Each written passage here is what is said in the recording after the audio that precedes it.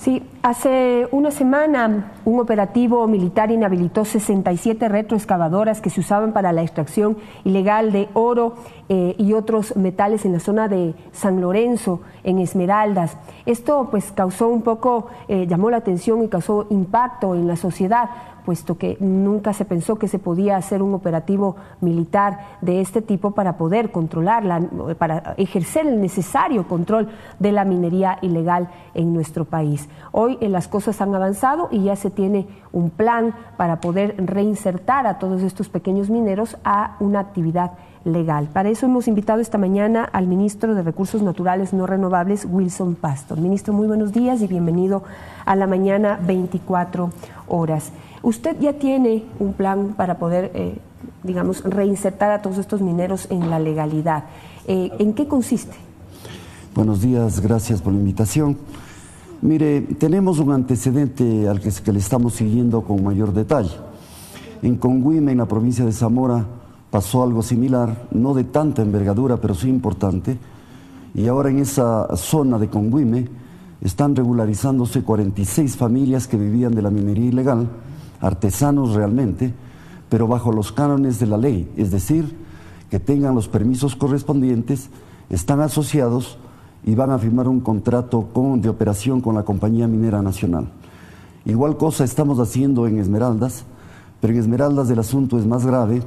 Hay que primero establecer la línea de impacto ambiental, la línea base, remediar los pasivos ambientales y, como siguiente paso, zonificar las zonas en que se puede trabajar, las que hay que remediar y las que definitivamente no hay cómo trabajar. Este es el primer paso.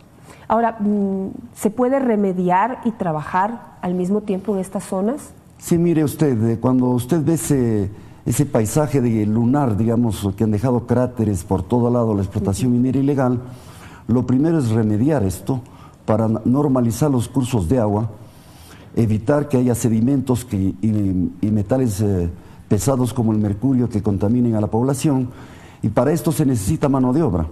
Los escombros que dejan y no han explotado, por decir así, los mineros ilegales, todavía contienen oro. Entonces la primera fuente de mano de obra es inmediatamente trabajar con los mineros que han dejado el trabajo ilegal, incorporarles al trabajo de remediación y con las escombreras que han dejado trabajar, regularizar las terrazas de los ríos, y de esta forma es la primera fuente de trabajo. Ahora, en las notas que me enviaron del Ministerio dice algo que me llamó la atención. Dice, en San Lorenzo y Eloy Alfaro no existían mineros artesanales. ¿Qué existían entonces ahí? Mire, la minería ilegal es una gran minería. Solamente 3 números. Usted sabe que una máquina retroexcavadora, según el caballaje, varía entre 150 y 300 mil dólares. Un minero ilegal, un minero artesanal no tiene ese dinero. Y aunque lo tuviera, debiera regularizar la operación, porque ya se trata de pequeña minería. La minería artesanal es hasta 80 mil dólares. Por el otro lado, en 6 meses han extraído 130 millones de dólares, 300 mil dólares por máquina estimada, a 30 gramos por tonelada de oro que han extraído. De manera que estamos hablando de una gran minería ilegal. Lo que pasa es que estos mineros, o estos que están atrás de los mineros artesanales, los subcontratan en condiciones de explotación, y sería interesante saber, aquellos que se preocupan por la destrucción de la minería, de la maquinaria ocurrida, que hagan los reclamos para ver quiénes son los dueños de la maquinaria, y si han arrendado, quiénes son los que les han arrendado, las facturas de las casas comerciales, si están en condiciones de pagar impuesto a la renta o han pagado, si están afiliados los trabajadores, por un lado, y por el otro lado, de acuerdo a la ley, tendrían que resarcir al Estado todo el valor del mineral extraído conforme al artículo 53 de la Ley de Minería. Ministro, desde siempre se sospechó que, por ejemplo, en el área norte de nuestro país, concretamente en el área de Esmeraldas, extranjeros habrían comprado extensas áreas en nuestra frontera, en donde se estaría realizando este tipo de explotación y otro tipo de actividades ilegales. Se han comprado tierras supuestamente con el objetivo de trabajarlas agrícolamente, pero eso en la práctica no se ha realizado. Es decir, esto ha sido una sospecha, nunca ha habido nada concreto, ni denunciado, ni anunciado tampoco por las autoridades. ¿Quiénes son entonces estos mineros a los que ustedes hacen alusión, que son los dueños de las maquinarias y son quienes verdaderamente están aprovechándose de la minería ilegal? ¿Son estos extranjeros de los que se habla? ¿Son nacionales? ¿Quiénes son? Bueno, en el pasado había una explotación mineral, minera ilegal esporádica. En los últimos 2 años se ha incrementado fundamentalmente por el precio del oro, que rompe los récords de $1.500 la onza desde hace varios meses. Es un atractivo económico para mucha gente muy grande y no velan por ningún cumplimiento legal.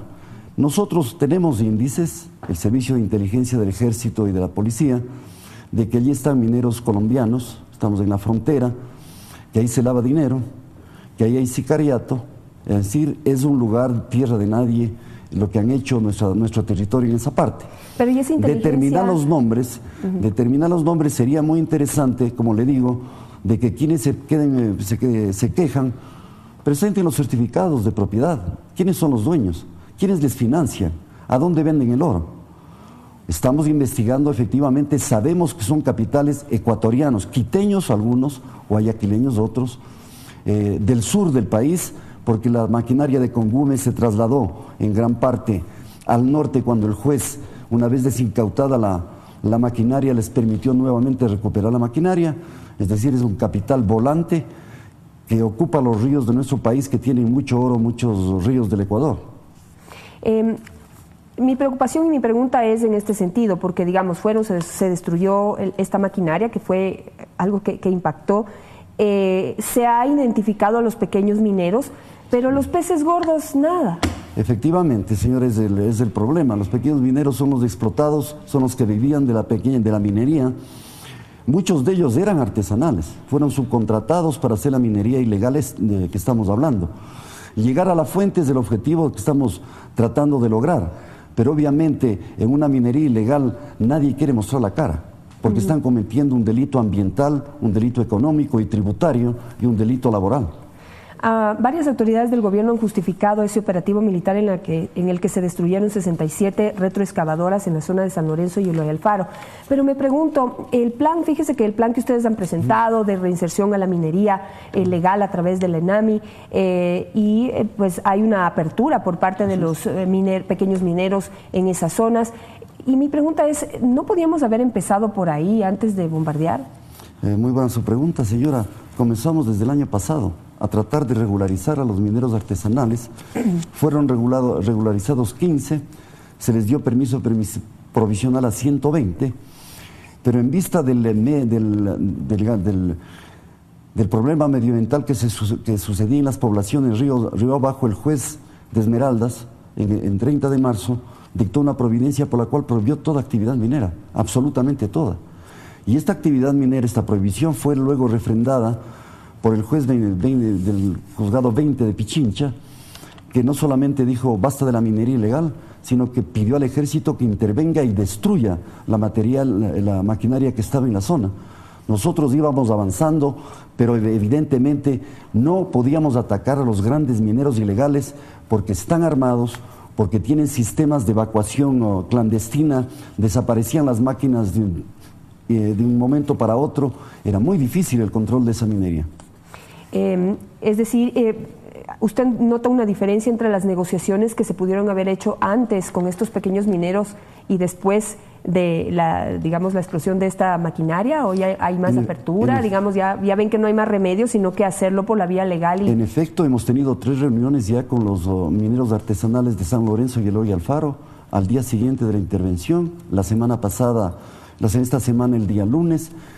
Ayer ya tomaron algunos acuerdos en que encarrilemos esta actividad, que en sí es positiva cuando se la maneja en forma técnica y medioambiental, pero como lo estaban haciendo era destruir la naturaleza y destruir la salud de las personas. Sí, en el informe también presentado por usted, por su ministerio, manifiestan que las aguas de los ríos que están en la zona, que tenía aquí los nombres, están totalmente contaminadas y ya no están aptas para el consumo humano. En efecto, no solamente que no están aptas las aguas de los ríos para el consumo humano, sino que luego de tratamiento estas aguas han dañado ciertas plantas de agua potable. Concretamente está deteriorada la planta de agua potable de Esmeraldas, en la que los sedimentos tan grandes por el movimiento de tierras que estoy viendo en las fotos, que es terrible, prácticamente obstruyen las maquinarias que estaban operando para la planta de agua potable.